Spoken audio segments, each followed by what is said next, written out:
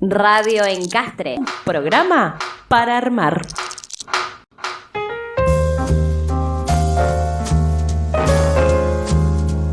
Habíamos dicho en la apertura que una de las formas de abordar el tema elegido para el Radio Encastre de hoy tenía que ver con la posibilidad de que por ahí nosotros mantuviéramos la vida y el mundo que habitamos no. Si se muere, si matamos nuestro mundo, bueno, más allá de que sigamos viviendo, eso estará será limitado, será finito, como decía la médica entrevistada en la primera hora. Y por eso nos parecía súper interesante hablar en este Radio Encastre de hoy, lunes 30 de noviembre, con Horacio Machado, que es investigador del CONICET, que es militante del ecologismo popular, que participó durante muchos años de la Unión de Asambleas de Comunidades, que estudia la ecología política y que además es director del doctorado de Ciencias Humanas de la Universidad Nacional de Catamarca.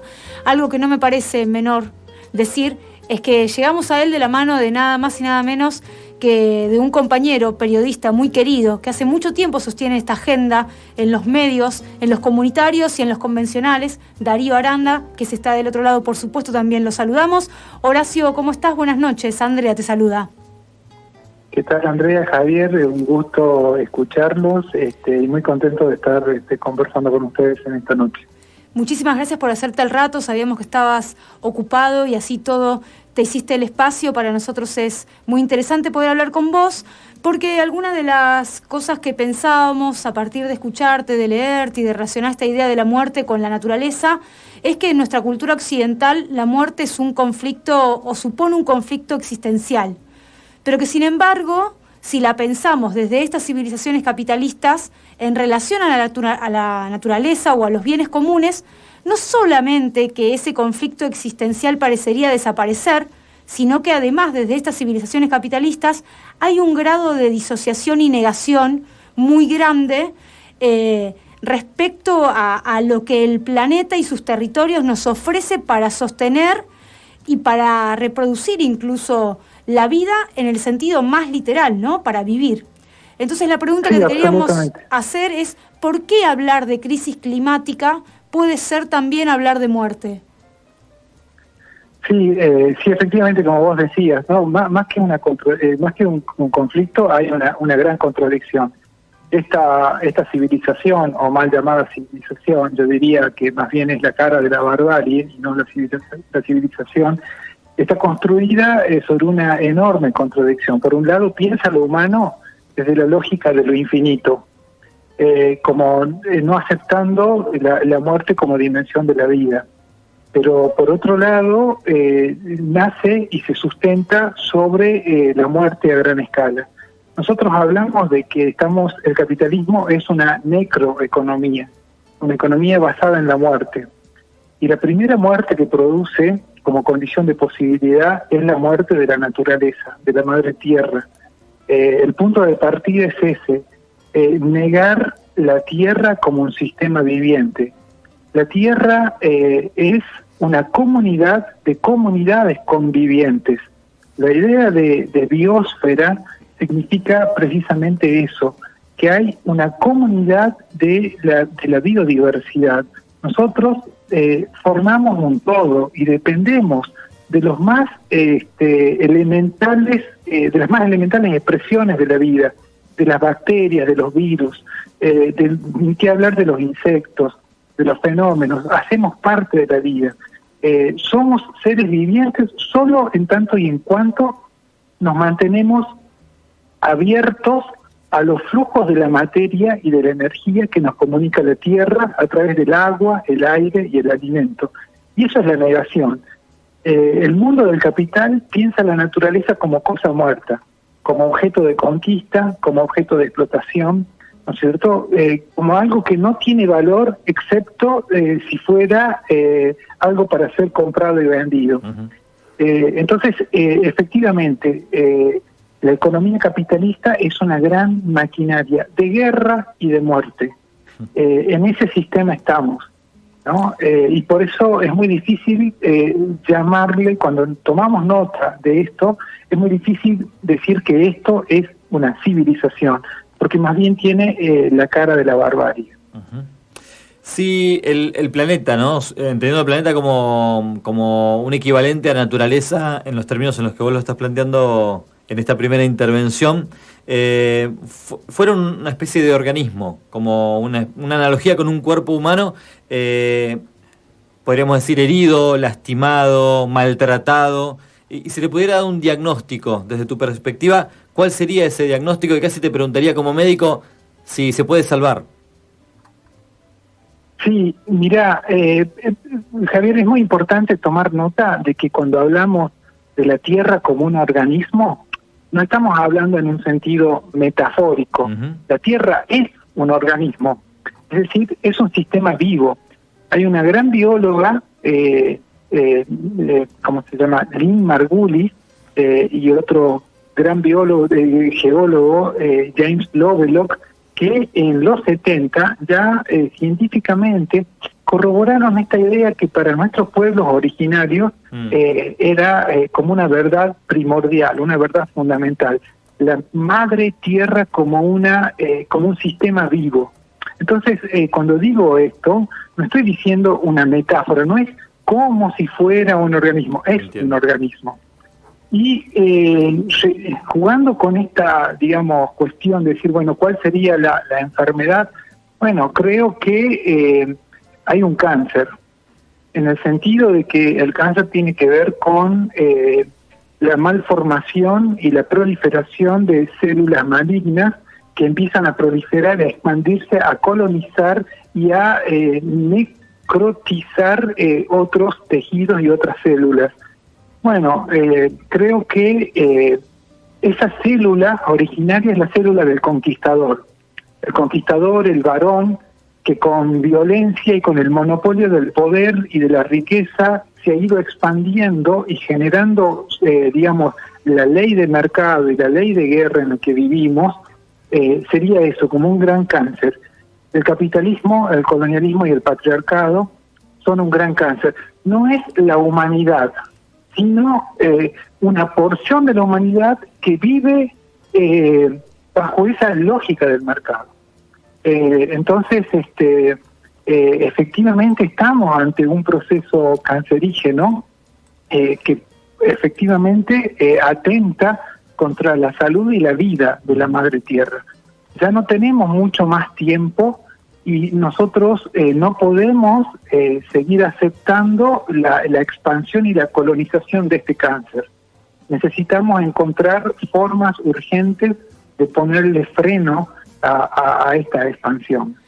Estamos hablando con Horacio Machado, investigador del CONICET, militante del ecologismo popular, estudia ecología política y es además el director del doctorado de Ciencias Humanas de la Universidad Nacional de Catamarca.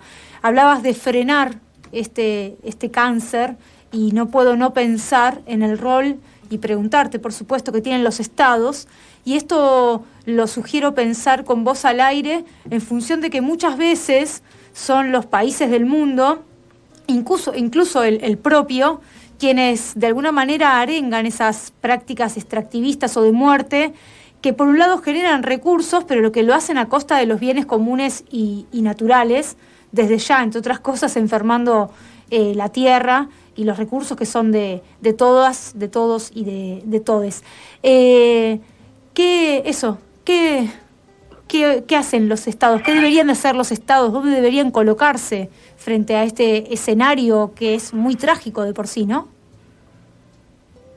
Sí, bueno, es importante tomar nota de que los estados no preexisten a esta civilización, sino que fueron el producto, fueron un aparato burocrático militar que nació precisamente para el control, la apropiación violenta de los territorios y de los cuerpos.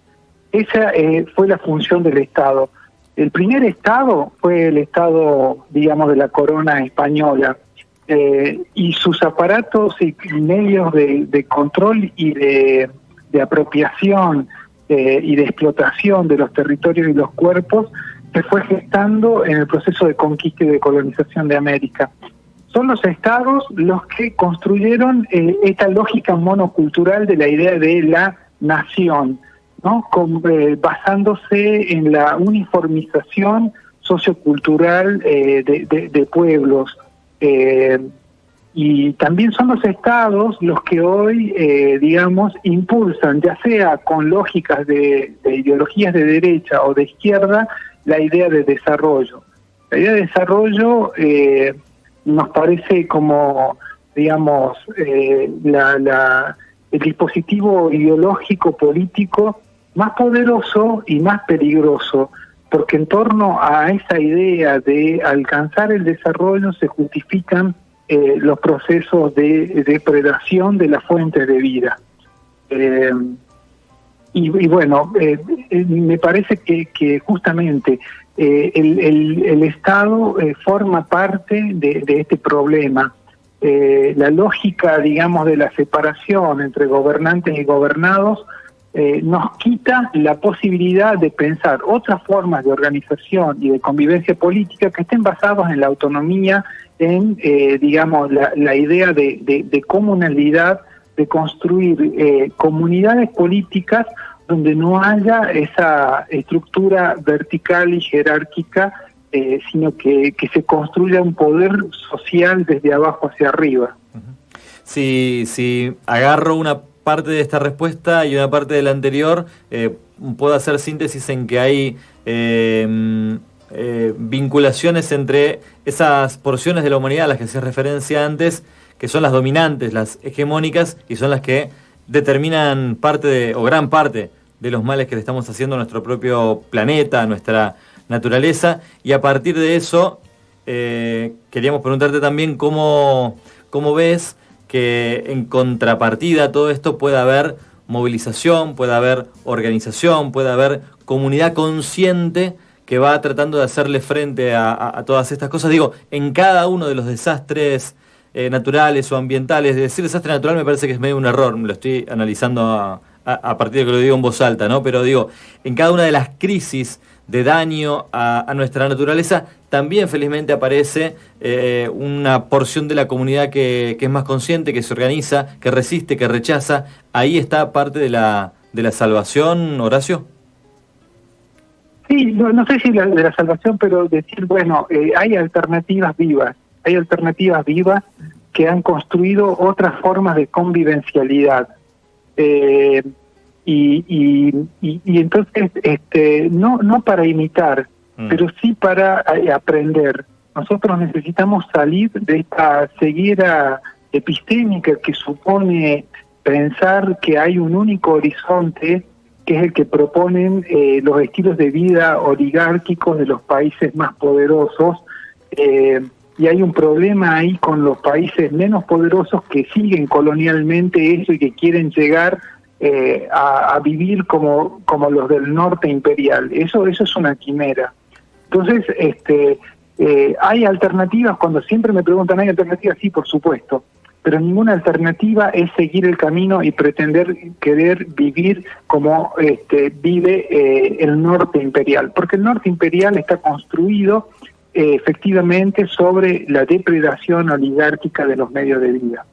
Eso no es digamos, un sistema que pueda ser sostenible y que tampoco pueda ser universalizable. No podemos vivir como vive un norteamericano medio o un europeo medio. Necesitamos muchos más planetas que eso. Pero sí podemos pensar en qué consiste la felicidad, qué sería el sentido de la vida, cuál sería el objetivo de la existencia humana. Si nosotros nos hacemos esas preguntas, y creo que este contexto de pandemia nos interpela en ese sentido, podríamos pensar que la vida humana está llamada a algo más grande y más bello que una vida pensada en comprar y vender cosas. Que la felicidad no está en las cosas, sino en las relaciones que establecemos. Que la realización de lo humano no tiene que ver con lo que tenemos, sino con lo que somos capaces de desplegar en términos de facultades, habilidades, cultivo digamos, del arte, de la socialidad. Entonces, esos otros horizontes ya existen. No es que yo digo que ya existen para que nosotros volvamos o imitemos otros mundos que sí existen, sino simplemente para aprender de ellos y poder construir otros horizontes. Necesitamos imperiosamente digamos, reaprender a construir otros sentidos de la vida. Porque este sentido, digamos, mercantil y de la cultura necroeconómica, digamos, del desarrollo pensado como un horizonte de producción y de consumo infinito, bueno, esa es la enfermedad, eso es lo que nos está matando, lo que está matando a la especie humana, ¿no? Horacio, te agradecemos muchísimo la entrevista con Radio Encastre, el haberte hecho el rato, la verdad es que fue un placer y bueno, se va a volver a escuchar muchas veces porque todo esto después lo compartimos en nuestro canal de YouTube, así que bueno, va a estar a disposición de quienes quieran. Una charla más de Horacio Machado, esta vez en Radio Encastre, en Radio de la Azotea. Te agradecemos mucho.